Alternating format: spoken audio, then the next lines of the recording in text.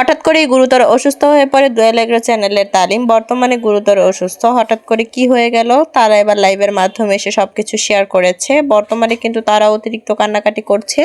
আপনারা ইতিমধ্যে অনেকেই জানেন যে তারা এবং তালিম বর্তমানে তাদের ভেরিফাইড ফেসবুক পেজ এবং ইউটিউব চ্যানেলে নিয়মিত অ্যাক্টিভ থাকে। তবে তালিমের অসুস্থতায় কোনো দিশেহারা না পেয়ে তারা দৌড়ে এসেছে সালাম ভাইয়ের বাসায় এবং সালাম ভাইয়ের বাসায় আসার পরপরই সালাম ভাই মূলত ভিডিও আকারের মাধ্যমে দর্শকদেরকে জানিয়েছে তারার স্বামী তালিম গুরুতর অসুস্থ। এদিকে কান্নাকাটিতে ভেঙে পড়েছে তারার নানিও।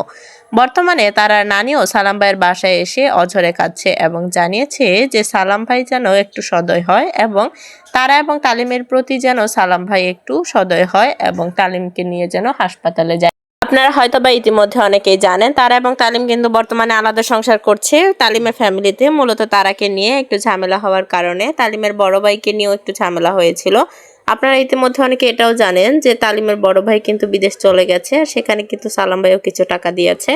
তো সেই কারণে তারাকে নিয়ে একটু ঝামেলা সৃষ্টি হওয়ার কারণেই তারা এবং তালিমকে তালিমের ফ্যামিলি থেকে আলাদা করে দিয়েছে। বর্তমানে কিন্তু তারা এবং তালিম দুজনে টিকটকেও বেশিরভাগই অ্যাক্টিভ থাকে। বর্তমানে তারা এবং তালিমের খুবই সুন্দরভাবে সংসার চলছে।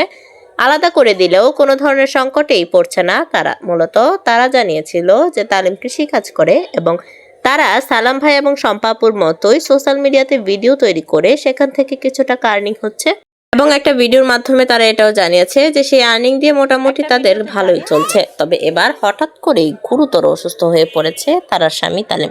তারা জানিয়েছে তার লাইভের মাধ্যমে এসে কান্না করতে করতে তারা জানিয়েছে হঠাৎ করে ডেঙ্গুর প্রকোপ বাড়ায় তালিমের ডেঙ্গু রোগে আক্রান্ত হয়েছে কিনা সেটা এখনো শনাক্ত করা যাচ্ছে না। তবে খুব জ্বর হয়েছে, জ্বর কিছুতেই শরীর থেকে ছাড়ছে না। আজকে টেস্ট করা হয়েছে, কালকে রিপোর্ট দিবে বলে তারা জানিয়েছে। তবে রিপোর্ট যেন ভালো আসে সেই কারণেই তারা দর্শকদের কাছে দোয়া চেয়েছে এবং সবার কাছেই দোয়া চেয়েছে তারা তালিমের জন্য। বর্তমানে তালিম গুরুতর অসুস্থ।